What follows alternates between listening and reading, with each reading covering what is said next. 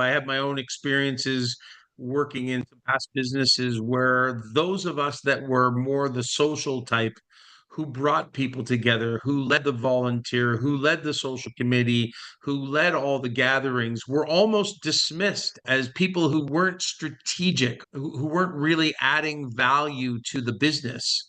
But now that I understand the importance of connection to the bottom line, the direct link to bottom line, to productivity, to collaboration, innovation, trust, respect, all the business measurements that business leaders today would die for happen when we build a culture where people feel seen, valued, heard, where they feel like their opinion is appreciated. And Jeffrey Yip at the conference was the other business speaker, and he had the four layers of feeling comfortable talking to other people is only step one. Feeling comfortable to challenge and to Mm. suggest new ideas, that's a whole different level of connection in a workplace, and that can only come from time and shared experiences and repetition, so that we get a chance to see each other repeatedly and we start to go, I really like Shelley. She's a really nice person. I could trust Shelley, because we don't just trust doesn't happen upon a first meeting. You mentioned that the connection, that when we have a shared connection, that actually speeds up the connectivity between two people before we came on. And I think that's the understanding that business leaders need to have. Hello and welcome to a very special episode of Rediscovering Connection. I am Shelley Doyle and I'm blessed to be here today with Pete Bombaci, the founder of GenWell, the social connection movement in Canada. Pete was the host and organizer of the recent Human Connection Conference in Vancouver that I was incredibly blessed to attend and share some of my research at. This is the third annual event that Pete has hosted of this kind, and I believe it's the 8th year that Pete has been driving this movement across Canada to get people connecting. I wish I'd found Pete about 3 years ago on my journey of social connection. I'm sure he gets this all the time, but it was just such a brilliant event, bringing together people who were as passionate as me and Pete in the topic of social connection, from all across Canada, and quite a few people came up from the States for it as well. So a big welcome to Pete. Thank you so much for making the time to be with me today, Pete. Great to see you again. Great to see you, Shelley, and always my pleasure to get in a good conversation with you about the power of human connection to make us all happier and healthier. So I think we'll start just with a bit of a why. So I know you started GenWell, was it 8 years ago? I know that you've been part of kind of big campaigns, big initiatives in the past. Movember was your baby for quite some time. So I wonder, what was the catalyst to kind of get you to become a human connection catalyst? It's interesting. The original reason that this whole thing started was back in 2003 on the eastern seaboard of North America. There was a blackout. And during that blackout, first off, we were all amazing. The human species is incredible during times of crisis. We help each other. We don't worry about our next meeting. We don't worry about scrolling through, our social feeds, although that was pre-social media, but we want to help people in times of crisis. There was a big snowstorm just north of Toronto the other day. They got 4 feet of snow in less than 12 hours, I think. And nobody cares about getting to work anymore. They care about helping each other. That day, as the day went on, I went to a friend's house who had a barbecue. It was in the middle of the summer, August 13th. It happened at 4:10 in the afternoon. It was a Thursday. And so after I got home and everybody checked on their loved ones, I went to a barbecue. And at 9 o'clock at night, I went out on the front porch of this house. And the street was packed with people. I lived on a busy street, so I only knew the neighbors on either side of my house. And I looked at the street in admiration, wanting to live on a street where it looked like everybody knew each other, because they were having a great time. There was bicycles and hot dogs and drinks and a football being thrown, and I walked out to the street and I said to them, geez, I wish I lived on a street like this where everybody knows my name or knows each other's name. And they all looked at me and they all said, "We don't know each other." And that was it, Shelley. Is it was that moment that I thought to myself, well, that's crazy. Why is it that we have to wait until there's a crisis before we come outside? And I mean this, whether it's at our home, on our street, in our offices, in our classrooms, it's everywhere we go. So many of us are not making the time to connect with the people around us who will make us all happier, healthier, make society a better place for everyone. And so the original inspiration is over 20 years old. And really, I didn't launch it till 2016 because I was too busy doing other things. And then I finally just said, okay, I had a couple people say, "You got to do this. You believe in it so much." And here we are 8.5 years later, and we're still going strong. Amazing. And what I loved about the conference was it seemed like there were people from so many different walks of your life that came together to be part of this conference, whether they were just there as guests or whether they were active participants on stage dancing, like one of your friends, getting us all moving. She gave a great statistic that I think is it 20 minutes a day that we need to move our bodies for health. So kind of on a side note there, but I thought that was like tangible, just having these kind of numbers just in our minds to go, have I done my 20 minutes today for my physical health? But we digress. Something that I loved about the conference was the way it began. So I've been living in Canada for 3 years, 3 months approximately. So I'm very used to at the start of talks having an acknowledgement for the lands that we are living, working, and playing on. Sometimes these acknowledgements feel authentic and heartfelt, and they really do seem to have meaning and they can help us to ground. And other times it kind of feels like a tick box exercise. I'm not quite sure that it's serving the purpose that they're doing it for. Yeah. The talk that came at the very start of the Human Connection conference, this young guy named Cedar, incredibly eloquent, well-traveled. I mean, is he early 20s? Yeah. Oh, that was just a phenomenal way to ground us into the place that we were going to be for the coming couple of days. One piece that he said was about post-traumatic growth, a term that I have never heard. Obviously, a lot of us have experienced post-traumatic stress. I dare say, even off the back of the pandemic, that's kind of sitting with. But the idea of actually growing through the stress that we've experienced in whatever scenario we've taken ourselves through, that really struck me. Such a wise young soul. So thank you for bringing that as a way to open the conference and to remind us all where we were.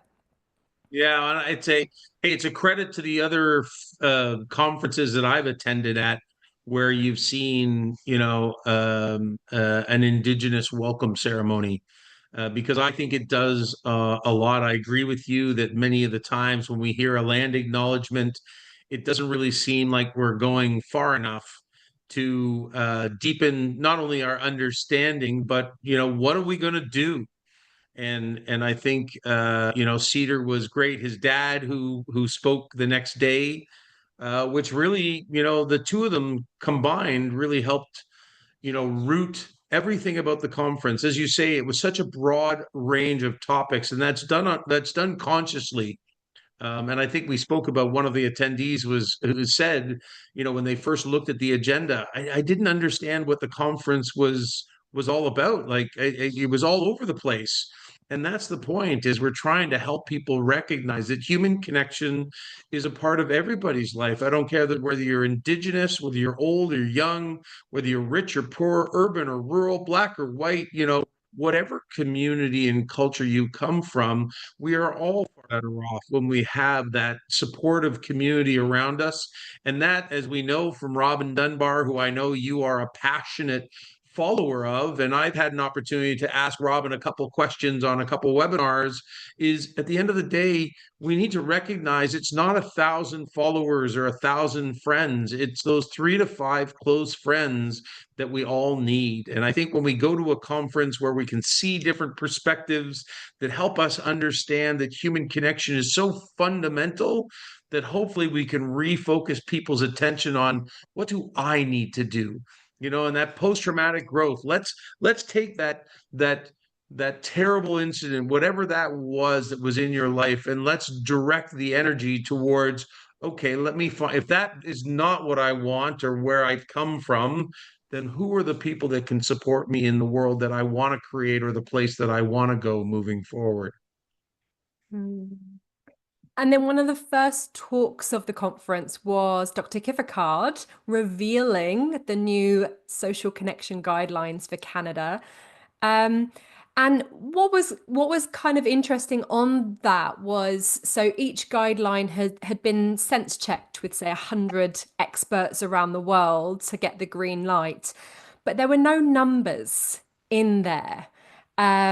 So that was intriguing because we know off the back of the social connection survey that numbers do exist, but it was felt to keep them out because everybody's social needs are so different. When you hear guidelines, you kind of feel like numbers would be included in that. And actually, leading up to it, speaking to some people, when I said about guidelines, it does kind of make some people's toes curl thinking about it. So yeah, I wonder, you obviously would have been involved in a lot of conversations leading up to that and deciding that that was going to be the approach. Yeah, like you, I heard some numbers early on in the process that, the research was indicating that the average person should probably get 2 to 3 hours of social connection on a daily basis into their lives. But when you understood, with over 120 leading researchers from around the world who all contributed to not only what the guidelines were, but how we position them. And when you listen to them talk about, you have to understand that the person who has zero friends today and has zero people that they can connect with and build that 2 to 3 hour window, that it's not really helpful to have a starting point of saying you need 2 to 3 hours today, or else you're going to end up having some type of a struggle mentally, physically, longer term issues. So, what basically the conversation landed on was, we have to recognize we're 50 years late in this conversation. This should have been a conversation that we were having in schools and in workplaces and in communities 50 years ago, because this research, I'll give it a break. Most of the health research is only, 30 years old, but, indigenous communities have been teaching the importance of community and connection for thousands of years. Maslow, 1942, with his hierarchy of needs, like, you can look at it throughout the course of history. There's been many people who've highlighted it. The problem is we never talked about it beyond the research, the theory, or, if you were outside the indigenous community, the last 60 years, we've created the most hyper competitive, individualistic society in history, and nobody talked about it. And so Tony Robbins has a phrase, good times create weak people create bad times create strong people. So we've created some challenging times because as we've been increasingly disconnected from each other, we've become unable to work together to overcome the challenges that we face. So I think the guideline on the numbers was to say, look, we need to take them out so it's not overwhelming to people, but let's give people the direction that we all should be paying more time and attention to our social health and our social connections, because they have an almost direct impact on our mental and physical well-being and to the betterment of society. Mm. Thank you for, yeah, just sharing the why on that, and that does make a lot of sense.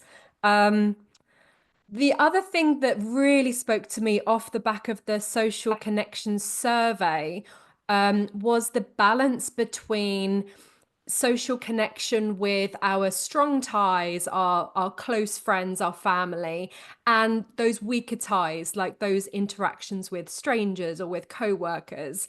And I believe the results of the survey was really saying it should be about a 70-30 split. So 70% of our social time should be with our closer friends.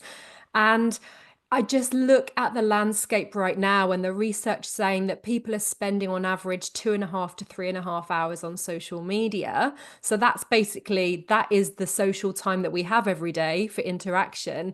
And on social media, are we really interacting with our close friends and family on there? I mean, some of us, yes, some of that time, yes, probably seeing them on our feed, but I think the majority of our time isn't.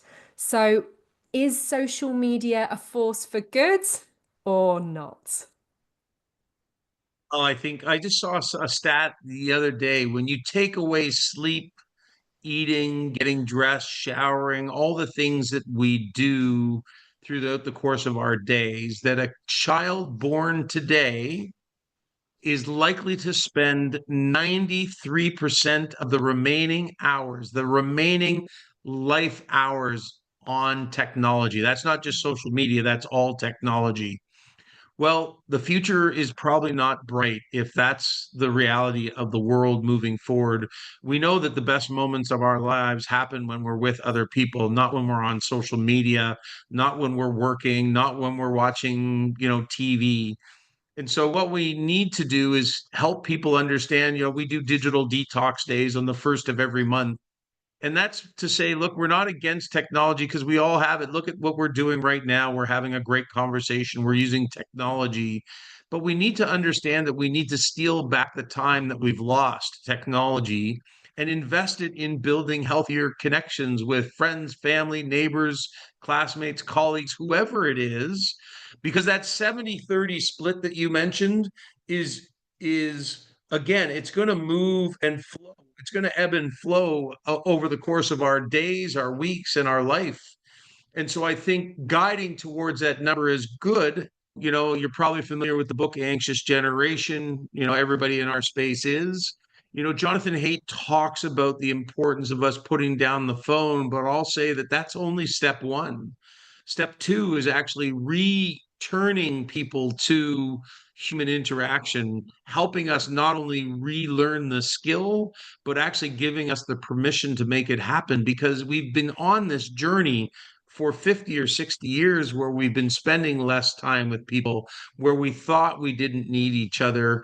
And as we get to the other side of, the pandemic and people trying to settle into the new ways post-pandemic, what I think we're all recognizing is that human connection isn't as easy as we once thought it was. And now we might need a little help making it happen. And that's what really GenWell is here to do. Mm.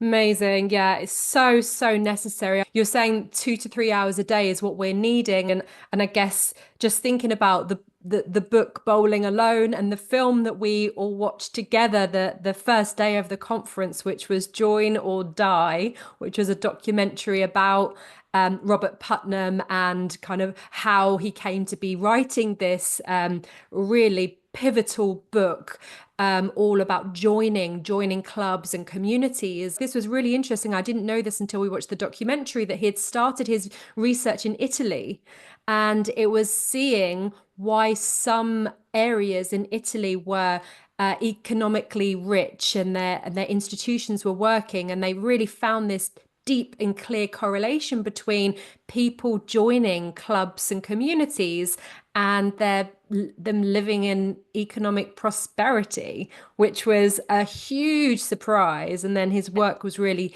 setting to see if the same trend existed in the US. So I guess he's been seeing this decline for decades. What I was really interested to discover that at the same time as this book was written, an article was written by a researcher named Nan Lim, and he referenced Putnam, and he agreed that social capital had been on the decline for decades, But he also saw that with technology, there was this potential for this exponential rise in our social capital once more. And and we see this, like I'm sure you and a lot of our listeners here are part of many online communities and online clubs where, might not be in the real world, but maybe online. So it's understanding what is a positive social connection mix, like how many clubs and communities, physical versus digital, can we be part of? How many friends and connections can we really have nourishing relationship with before we are spreading ourselves too thinly and actually feeling overwhelmed? And we just spoke a bit before we went on air, Pete, about the fact that we're doing this work. We're really trying to help other people, but at the same time, we need to remember we need to help ourselves as well. And I'm definitely feeling at times like overwhelmed with the number of people that I do want to stay connected with, and I want them to feel like I'm there and I'm supporting them, but understanding that I've also got maximum capacity. So I'm not sure what the question there is. I guess just Hey, thinking about the I, mix in our lives. you said so much in that 2 minute speech, ramble, whatever you want to call it. Starting with Robert Putnam, Shelley, what we have to understand is Robert Putnam saw this through the lens of democracy. He saw it through the lens of political polarization and the economy. And GenWell's lens is through human beings and how we become happier and healthier to, create the better society that we all want to live in, because I believe the fundamental is recognizing that just by spending time with each other, we build trust, we build respect, we build optimism. And so whether we see it through the lens of health and well-being, or we see it about rebuilding the trust in our neighbors, in strangers, in our institutions, it only can happen when we start to reconnect as human beings. So I think that's the first point I would respond to. Number two is, I would say, if you look back in the early 90s and you look at all the books that were written about technology, it's really interesting that they all saw the positive of technology. They only saw how it's going to create connection, and we're going to connect with people around the world, and we're going to thrive because of technology. Well, I would suggest to you 20 years later, we missed the boat on many of those books, is because we didn't understand, when we were up against teams of behavioral scientists who've now connected their ability to distract us from living our lives to generating bottom line results, that we are being skewed by the wrong goals. If the goal was to actually create a healthy society, we shouldn't have people that are out there trying to distract us from spending time together. There was a Montreal study that showed that face-to-face connections have 9 times the brain activity as a online digital connection. So that message alone, knowing that 80 to 90% of most communication is nonverbal, and that you and I, while we're on a screen, are not getting the same as if you and I were in the room sitting across the table from each other. But I think we are starting to get there. We're realizing that post pandemic, we got comfortable with digital technology, and it's a wonderful supplement to human interaction. But let's not kid ourselves. It's the reason why we called, well, a human connection movement, is because we didn't want people to think that social connection, social media connection, was good enough. Social media is only a supplement, it's not a replacement. Because if we can't get people back together face to face, we will suffer many consequences in our own health and well being, to the health and well being of the people we care and we love and lead, and then finally to the society in which we live, which we can see in parts of the world where there's so much fracture because we don't actually spend the time to talk to each other, to get to know each other, to build bridges so that we can actually realize that we have far more in common than what differentiates us, although we're always focused on those little things that we don't align on instead of that big grouping that we do align on. Mm. Something that's coming through to me as you say that, Pete, is just about I'm just thinking of a couple of male family members of mine who I get on with so well and I love them to bits. in person and they are non-communicative virtually. Like they don't attend any of our family events. They don't get back to messages. But in person, they're amazing. And it's like social media, virtual connection isn't for everyone. And I think I understand this because I've done a lot of research, but I think other, family members or friends of theirs pull their hair out. The fact that they don't keep in touch when they're not in physical presence. But then you get them in physical presence, every few years and you pick up where you left off. So there's definitely something here that we could, I wonder if anything's come up for you on that. The idea that not everybody is down with digital interaction. Hey, if I had my choice, Shelley, I would never spend another minute on social media. The only reason I'm on there is because I'm trying to build a movement, and the cheapest communication channel is, like everybody, we're all using it as a means to communicate a message through a channel where a large percent of the population is, and it costs us no money. Mm. But at the end of and because the advertising world is so fractured, even if you had $1 million, you probably couldn't actually reach everybody without using social media, because so many people are spending so many hours on the platform. But at the end of the day, if you don't have a business where you need to market yourself, and if you have family and friends and you have a job that you can go to each and every day, that doesn't require you to sell anything, you just do it, then I say good on you. Don't ever pick up a phone, don't ever communicate to people, do everything face to face or use the phone to connect with people. I think it is I think social media has done great harm, and I think we're seeing it, in Australia, having just passed the ban to the age of 16. These social media firms are not picking up the cost of our healthcare system when people battle with their mental or physical well-being as a result of spending too much time on technology. They're not picking up the bill for the illnesses that young kids are facing because they're not going outside and playing in the streets anymore. The reality is they have done great harm to our society, and they're not picking up the bill. And the rest of us are trying to figure out, this is what's going on right now, in my opinion. We're all trying to figure out, how do we build greater coping strategies to adapt to the new world, and how do we help our young, reduce the addiction so that they can lead a fulfilling life, not just today, but for the next 50 or 60 years, because it is more difficult today as an adult and as a kid to actually get through this world without having to be wasting, you said I think it's 7 hours a day on technology holistically. So all technology. Well, that's 7 hours. We're not getting back today.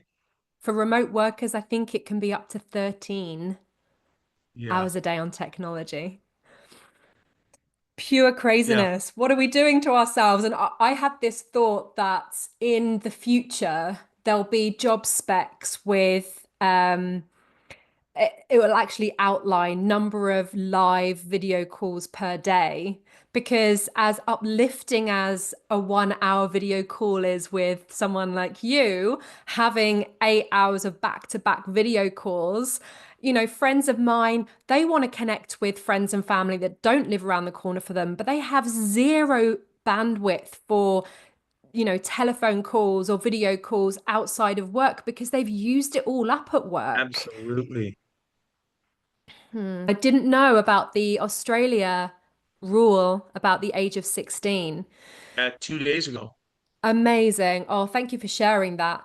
Yeah, something that I've just introduced my daughter. So she's 8 and she's obviously, enthusiastic about technology, but I'm wanting to do it right. So I am introducing her to the kind of things that I was introduced to. So letter writing. She's just, just starting to write sentences and things. So letter writing is something that we would do. We'd have pen pals and things. So I thought, well, email is a more efficient way to write letters, and she can write letters to her grandparents overseas. So, and that's going to help her learn about writing on a computer. So, I've allowed that for now. I've set her up with her own email address to see. And then for Christmas, I'm planning to get her a CD player for her bedroom. So she doesn't need a device yet, but actually I remember how liberating and fun it was to get my own CD player when I was young, so she can listen to some music and buy some CDs and that kind of thing. So trying to do it right. I wonder on your journey, what things you've picked up that you've thought, I've got to implement this in my own life, or I need to introduce this to my family, friends. Like, what's really resonated with you along this journey of, there's so many different ways that we can connect. Yeah, it's so funny. Here's what I say, Shelley, is I struggle just like everybody else does. I'm probably closer to 13 hours a day than I am to the 8 hours a day. And I'm the guy that's trying to encourage people not to do it. But we're also trying to build a movement here and we're trying to raise funds and keep the lights on. So, unfortunately, we're all under the same pressure and stress. I'll tell you the one thing that has worked for me. There's two things I'll say that have worked for me in putting the phone down. Number one is my dog. And every morning when I get up, the first thing I do is I go and take the dog for a 45-minute to an hour walk. I usually go with my wife. Sometimes our son goes with us. And that is time that, you're not looking at the phone because you're out and enjoying nature, the air, the morning, whatever the case may be. And so I think that's a really powerful one. And, I know that there was a lot of pandemic dogs and not everybody's so keen. I heard somebody yesterday say it was the biggest mistake they made because they didn't think about the responsibility later on, but it worked for us. And then the other one is right after I'm done here, I'm going to play hockey.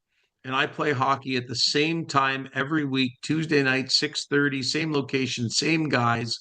And I think it's really important for us to find the activities that we're really passionate about and lock them in on a regular basis in our calendar, because I know that spontaneity is really difficult because I can always find more work to do.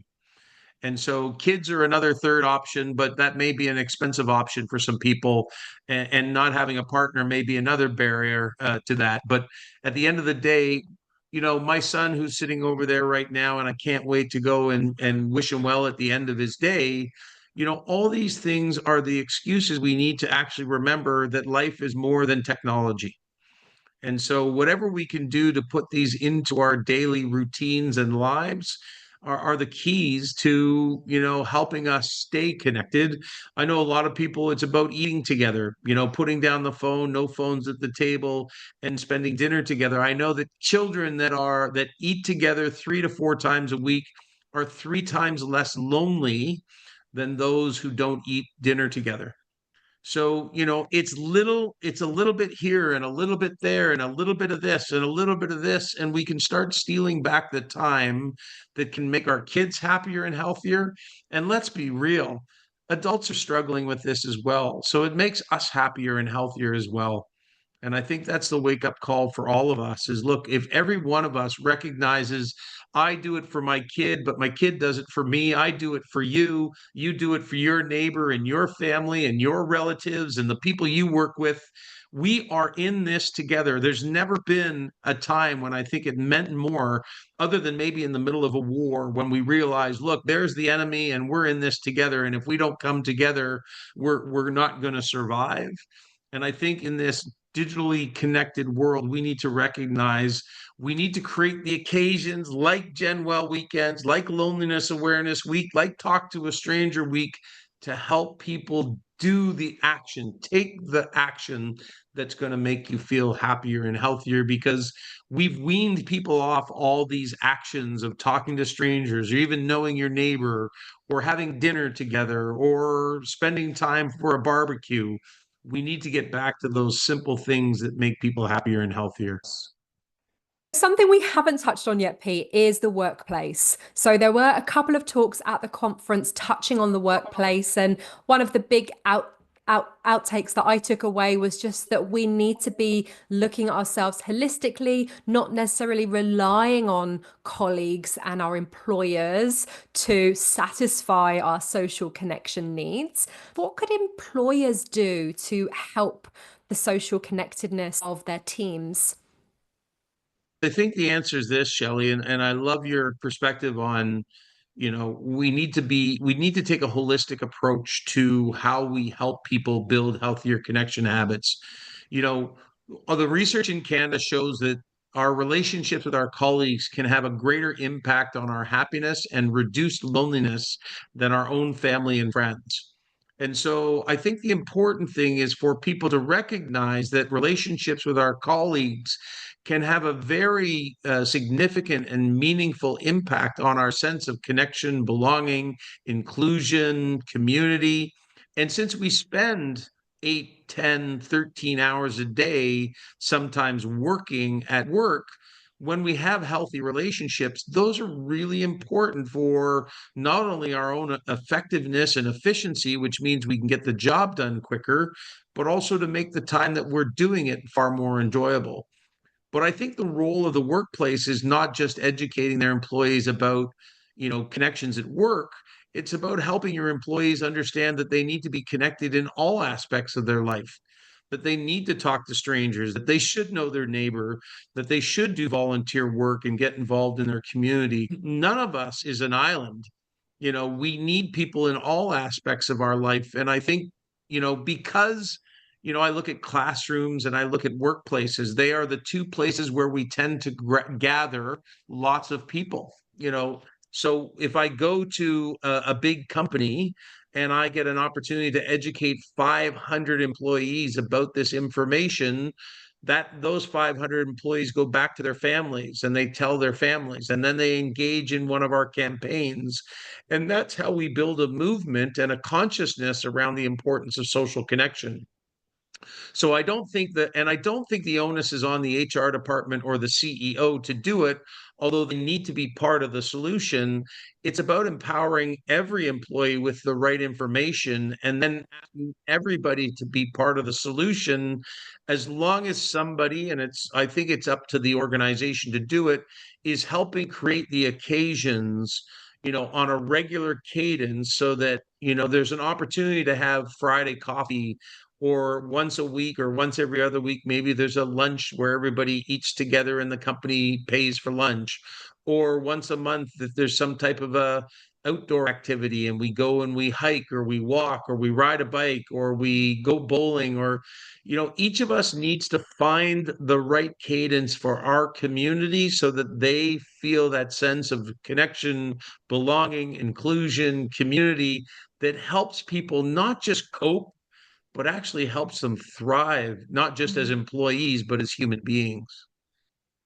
And is this, you say it's not necessarily down to HR? Is it down to every team leader? Like every team leader needs to consider themselves a community builder and find ways to bring their community together and to nurture relationships between those community members, if you like just kind of reframing it from teams to communities. I remember thinking about, I have two children. I remember thinking about having a third and doing a bit of research about it. And they said when you have three children, like you're creating so many more relationships, from just the two to there's so many more relationships. I didn't go through with a third.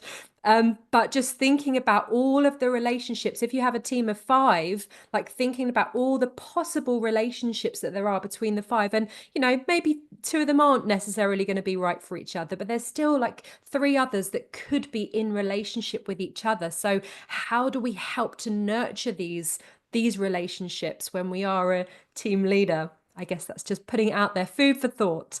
Well, I think two things I'll say. Number one, we need to understand that we've never educated anybody on the importance of human connection. So you cannot just turn around today and look to a business leader and say, go make connection happen, because that hasn't been a KPI ever in history. And so, we talk about culture, but I think culture is so undefined that people don't even know what culture is. And therefore, that's why we've struggled in creating cultures. But I've been part of great cultures, and I can tell you it happened because we connected all the time, because our leader actually facilitated, whether it was dinners or coffees or go for a drink after work, it was always about being connected. And I think connection is the fundamental aspect of building great culture in an organization. But I think what we need to understand is that we need to help our leaders do it, because you may have a leader who's an introvert. Just because they're a leader at the top of the business doesn't mean that their social skills are at the caliber where they can lead these types of events. So what is the HR person or the CEO doing to help facilitate the connection for that leader? Because we also need to recognize that our teams are made up of introverts, but there's older people and younger people, there's people with families, there's single people, there's cultural differences, there's people who live a long way and who are close to the office. And it's all these criteria that we need to put into the hopper and figure out what is the right mix of activities so that everybody feels like they are part of the team and they're given the opportunity to connect with their fellow colleagues. Because when I was younger and in the corporate world, it was at the end of the day drinking and eating bad food, like unhealthy food. Well, that wasn't really a good mix. For it was fun, and as a 20-year-old that was great, but as a 30 and 40-year-old, drinking at the end of the day, eating bad food was probably not the best decision for me, and certainly for many of the other people that were with me. And I think we have to get over this idea that eating and drinking is the solution to all of our problems. Because when we're trying to create that positive, healthy culture of connection, that's got to include the thinking about how do you connect, or how do I connect differently than this person or that person. Yeah, totally. And two things are coming up for me there. One of them, the Australian professor that spoke at the conference, and he was saying about having a nonny with your mates. I love that. Yeah, Never heard of that. yeah, A non-alcoholic beverage being called a nonny before, so that's new. yeah. I Um, love that. and the other point that I'm quite passionate about is employee resource groups. So at my last organization, I spearheaded a new well-being employee resource group because there wasn't one. There was plenty for we did a lot with supporting charities outside the workplace, but there was just nothing to help employees from the inside. So that was really fulfilling, satisfying for me to launch this and find other people within the organization who are equally as passionate about well-being. We've enrolled that out across Europe, but we always had big objectives, like we wanted to get 15 people to attend every event, otherwise it felt like a fail. And I think we need to start thinking smaller. So in an organization, if you can find two or three people that are interested in the same thing as you, and you can do something with them once a week, and they're not in your team, and you start to create relationships in the workplace, like how is that going to impact your happiness at work, your commitment to stay, your employee engagement, when you're able to do something kind of non-work related within the workplace to like energize yourself to do the work that you need to do? Yeah, I think we need to do a better job. I have my own experiences working in some past businesses where those of us that were more the social type, who brought people together, who led the volunteer, who led the social committee, who led all the gatherings, were almost dismissed as fun bobbies, as people who weren't strategic, who weren't really adding value to the business. But now that I understand the importance of connection to the bottom line, the direct link to bottom line, to productivity, to collaboration, innovation, trust, respect, all the business measurements that business leaders today would die for, happen when we build a culture where people feel seen, valued, heard, where they feel like their opinion is appreciated. And Jeffrey Yip at the conference was the other business speaker, and he had the four layers of feeling comfortable talking to other people is only step one, feeling comfortable to challenge and to, Mm. suggest new ideas, that's a whole different level of connection in a workplace. And that can only come from time and shared experiences and repetition, so that we get a chance to see each other repeatedly and we start to go, I really like Shelley. She's a really nice person. I could trust Shelley, because we don't just trust doesn't happen upon a first meeting.